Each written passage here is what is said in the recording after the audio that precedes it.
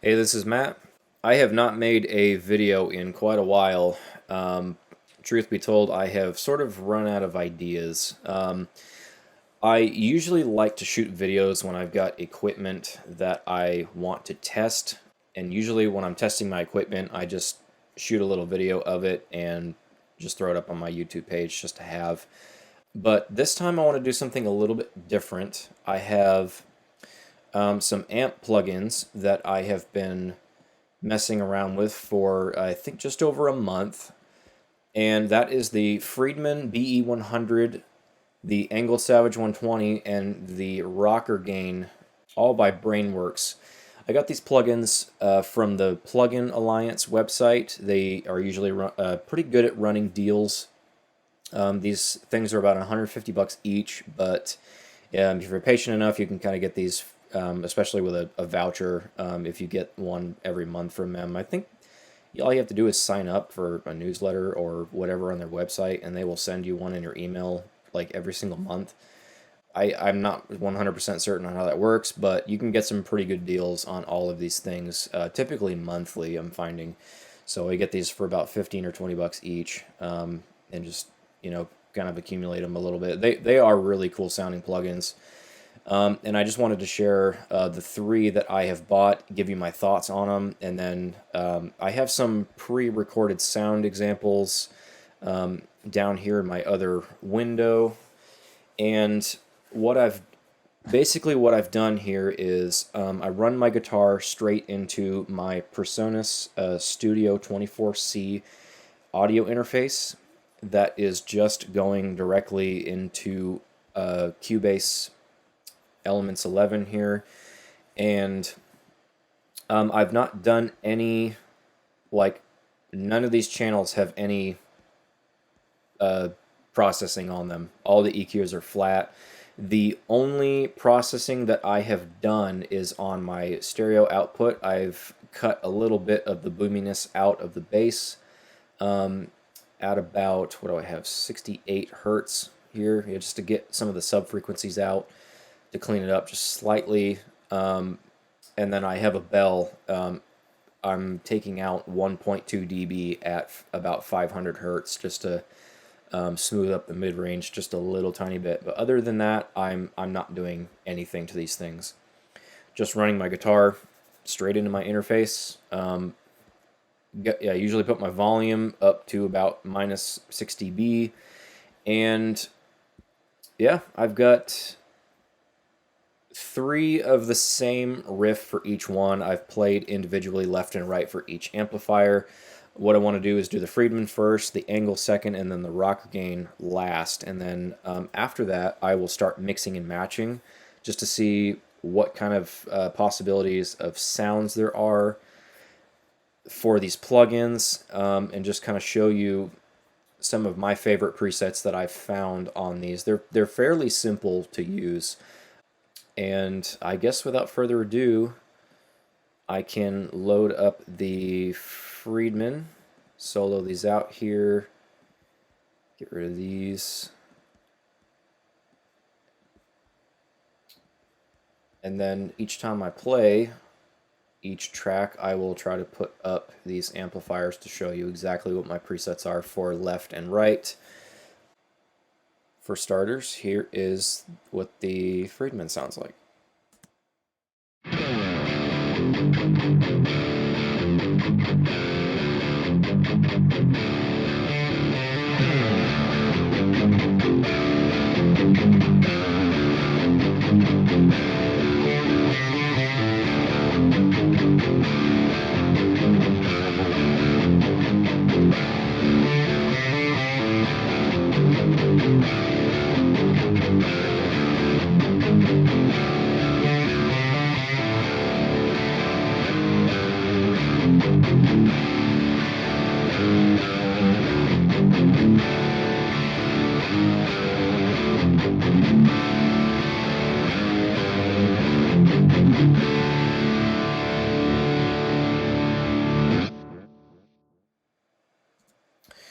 All right. I really like the Friedman for, it's got a pretty tight low end. As you can see, I've done a little bit of smoothing up here with the low end and the high end just to kind of tighten it up a little bit. If you let all the bass through, you kind of have a little bit of problems with clarity, but cleaning up the low end, it does a really nice job with that. I'll explain some of these controls after I get through the majority of the sound samples. What do we have next? Oh, and the lush. This thing has a really nice lush, clear, high end. It's just nice and clear. It's gritty, but it's not fuzzy. I really like it a lot. So the next amp I will do is the ENGL, and here it is.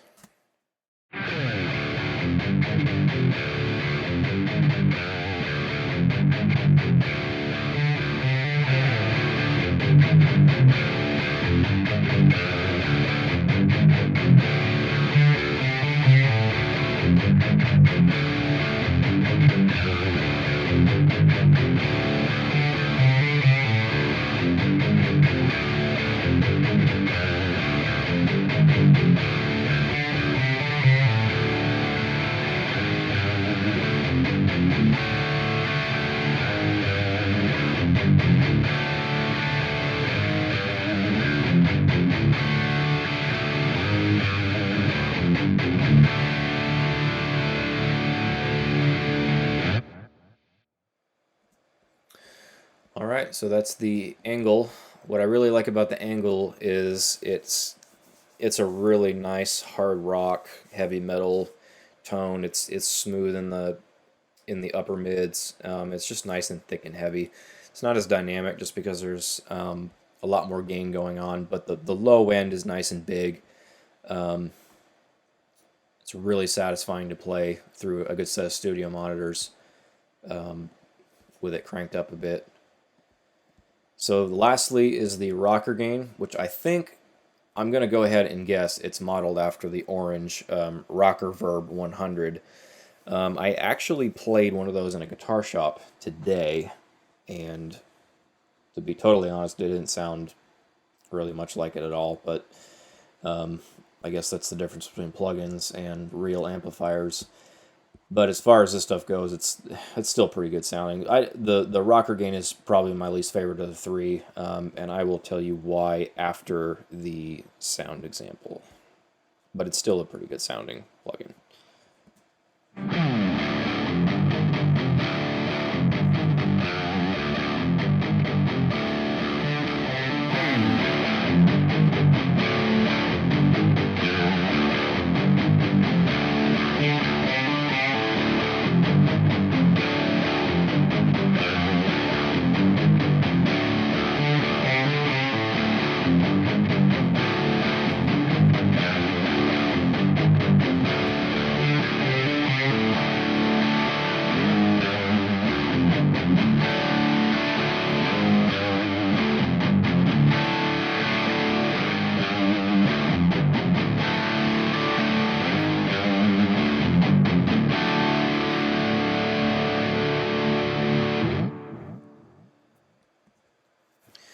All right, so it doesn't sound bad. It still sounds like to me it sounds more like a plexi head type thing. It's really muffled and gritty, and it's very, very fat sounding, but I think it's a little bit too fat for my taste.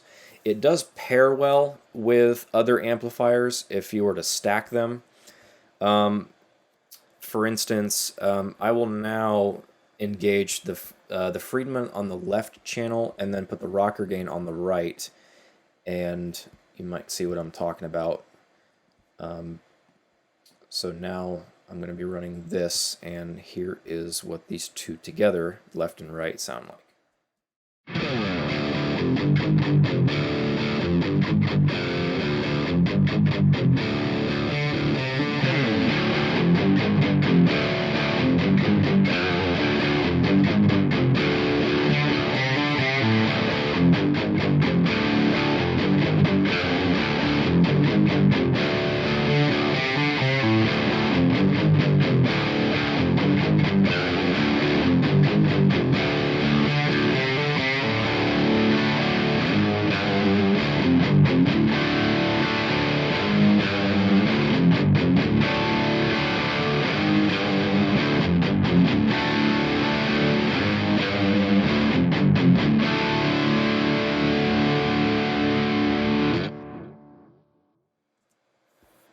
All right.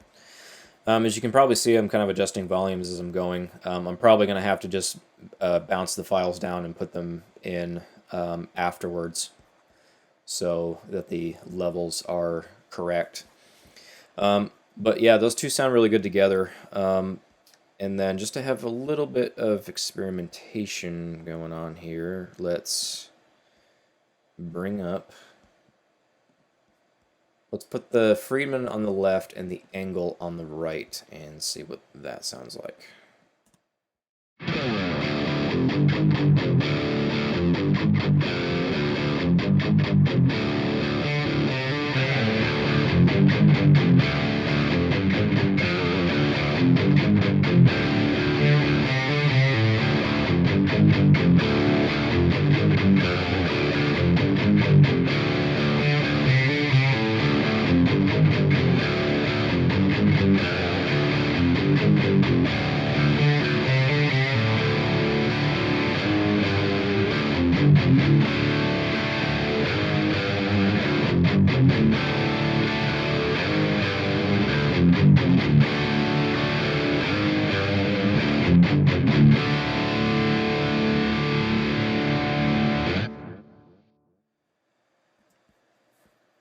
Cool. Next, let's try... I'll probably do one or two more. Let's do the... let's do the ENGL on the left and then the Rockergain on the right. So ENGL left, Rockergain right. And let's see what that sounds like.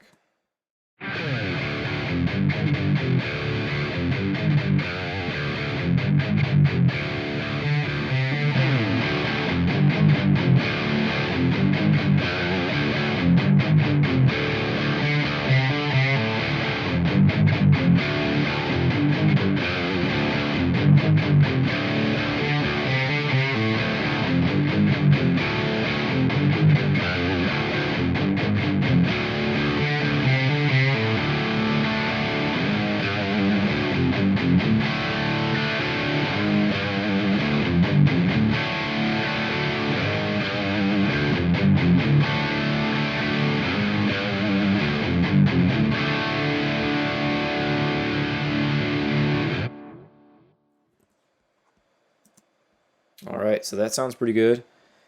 And then lastly, let's... I was doing this before.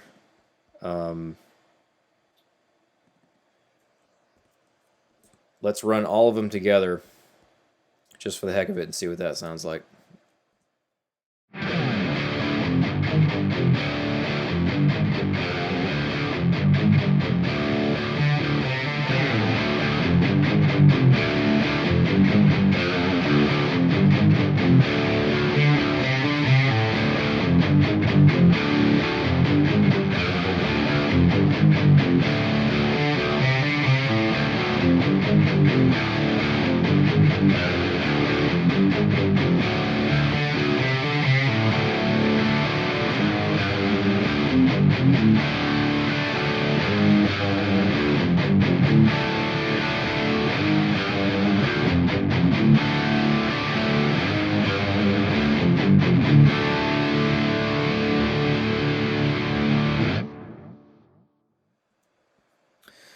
All right, so that's with all of them together, all 6 tracks. So let me explain just a couple of things on this panel, and then I'll be done with this video. Be sure to tell me what you think about these things in the comments, or some other plugins that you have used that model amps really well. I do have the free versions of Amplitude 5 and I can check really fast if I can. Yeah, Guitar Rig 6. Yeah, so these, it can be as simple or as complex as you want it to be, I guess. You can run the amp with all the basic features of the amp up here. I would pretty much recommend starting here and then moving to the effects rack and kind of fine-tuning it here. But I guess the very first thing that I did was go through all of the impulse responses, and on the ENGL one alone, there's 100 different impulse responses that come with it, and it gives you the recording information that was used for each impulse response. For instance, one of the impulse response number 5, which is an American one. It's from a Mesa Boogie rectifier cabinet, 4x12 with equipped with vintage 30s. Gives you the microphone here, and then the preamp, and then an EQ if it was used for every single one. And it's got a button here where you can push the button and turn on auto, and it will cycle through as you're playing every single one of these one at a time. And then when you find one you like, you can just stop it and mess around with it for a little bit, and then save your presets up here. Like I have a preset with the ENGL that I like to pair with the Rockergain together. That sounds pretty good. You have coming in, you have a noise gate. It's functional, but these plugins tend to be a little bit noisy. The noise gate is a little bit hard sounding, and you can definitely hear it go on and off pretty loudly. Then the next is the filters, the high pass and low pass. I do like the feature that you can trim high end and low end on. You can either have it off, or you can put it like before the amplifier. You can cut the low end and the high end of your guitar's signal going into the amp, or you can cut it afterwards, which is really kind of useful. I really like that option. I don't know if you saw with the Friedman, but I'm pretty sure that I have the cuts in the preamp section instead of the post or the output section. And next, down here you have the recording chains or the impulse responses. You can turn those on or off here. I always recommend them having on, depending on your application. Here you have a delay, tap tempo. You can set the time manually. You can double it. You can cut it in half. Your mix, feedback, and then I'm pretty sure this is just the sound of the delay. I haven't really messed around with this that much. Your input gain of the amplifier, you can bypass the preamp or the power amp, which is really useful. I've been wanting to experiment with running these plugins through my H&K Mark III, turning this off, and then running my PreSonus Studio 24C straight into the power amp in of my Hughes and Kettner, just to see what it sounds like. I think that would be really interesting.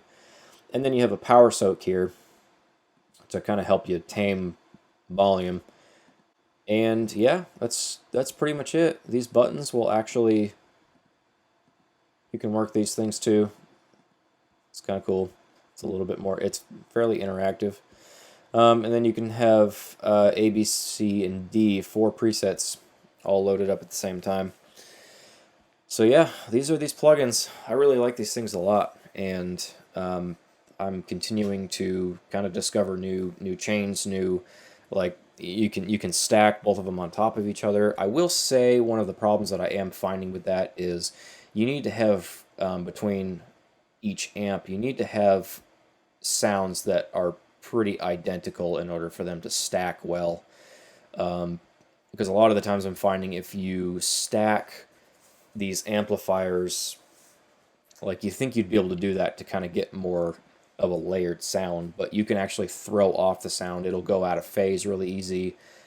If you have one sound here, you want to find another impulse response on your other amp that sounds similar, and then you stack them both together, and then you can mix the levels over here, and there's a lot of stuff to play around with. It's really cool. So I hope you enjoyed this video. I hope you got a lot out of it. Like I said, these things are pretty plug and play. I didn't do any pre-processing. Like I said, this is the only thing I've done with a post-processing, a low cut, and maybe a little bit of mids, next to nothing. And they just kind of sound good as is. Yeah, leave a comment. Let me know what you think, or let me know what you are running. I read and answer all of my comments So, yeah, thanks for watching.